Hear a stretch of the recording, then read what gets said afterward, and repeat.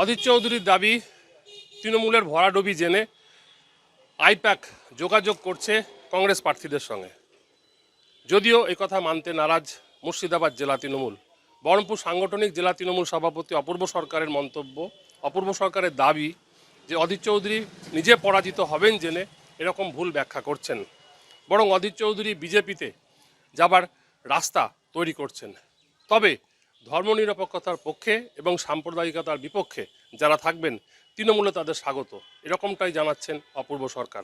যার ফলে নির্বাচন প্রথম দফার হওয়ার পর মুর্শিদাবাদ জেলায় একে অপরকে দোষারোপ করতে শুরু করলো। প্রথম দফার নির্বাচন মিটে গেছে মুর্শিদাবাদ জেলায়, আর এই ভোট পর্ব মিটতেই কংগ্রেসের নতুন অভিযোগ। অধীর চৌধুরীর দাবি, কংগ্রেস প্রার্থীদের সঙ্গে যোগাযোগ করছে আইপ্যাক। ঠিক অধীর চৌধুরী কি বলেছেন আমরা একটু শুনবো। মুর্শিদাবাদ জেলা জুড়ে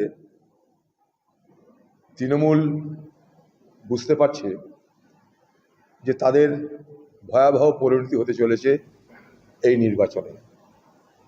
তাই নির্বাচনের পরপরই আইপ্যাক খোকাবাবুর নির্দেশে মুর্শিদাবাদ জেলায় যেখানে যেখানে কংগ্রেসের জেতার সম্ভাবনা আছে সেই সব প্রার্থীর সঙ্গে যোগাযোগ করা শুরু করেছে এবং তাদেরকে নানা রকমের অফার দেওয়া শুরু হয়ে গেছে। এটা আইপ্যাকের লোকেরা সেই সব প্রার্থীর সঙ্গে আইপ্যাক পরিচয় দিয়ে যোগাযোগ করছে না, অন্য পরিচয় দিয়ে যোগাযোগ করিয়ে তাদের বাড়িতে এসে তাদের ফোনে খোকাবাবুর সঙ্গে যোগাযোগ করাচ্ছে, খোকাবাবু নানা প্রস্তাব দিচ্ছে। এই মর্মে মুর্শিদাবাদ জেলার সমস্ত কংগ্রেস কর্মীদেরকে বলতে চাই, যেখানে আইপ্যাক এই ধরনের কাজ করতে যাবে এই আইপ্যাকওয়ালাদের বেঁধে রাখুন, পুলিশে খবর দিন। এরা চোরা শিকারী যেমন চুপ করে শিকার করতে মাঠে নামে, এরাও মমতা ব্যানার্জিকে পশ্চিমবঙ্গের ক্ষমতায় যখন সংকটে ভুগছে, প্রথম ফেজে নির্বাচনের পর বাংলার মুখ্যমন্ত্রী বুঝতে পারছে তার গদি টলমল করছে।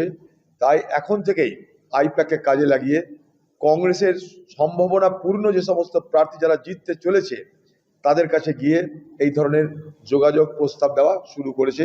চোরা শিকারীর মতন তৃণমূলের হয়ে দালালি করতে আইপ্যাক নেমেছে খোকাবাবুর নির্দেশে। আমি খুব দায়িত্ব নিয়ে তথ্য নিয়ে আপনাদের কাছে এই অভিযোগ করলাম। আপনাদের মাধ্যমে বহরমপুরের সর্বস্তরে কংগ্রেস কর্মীদের সতর্ক করলাম, আগামী দিনে আইপ্যাককে গাড়ি কোথাও দেখলে বা বুঝতে পারলে ঘেরাও করুন, বেঁধে রেখে দিন দরকার হলে এই সমস্ত চোরা শিকারীদের। অধীরবাবু তিনি নিজে কিছু অভিযোগ এনেছেন তৃণমূল কংগ্রেস, মমতা বন্দ্যোপাধ্যায় এবং অভিষেক বন্দ্যোপাধ্যায় তৃণমূল কংগ্রেস সম্বন্ধে।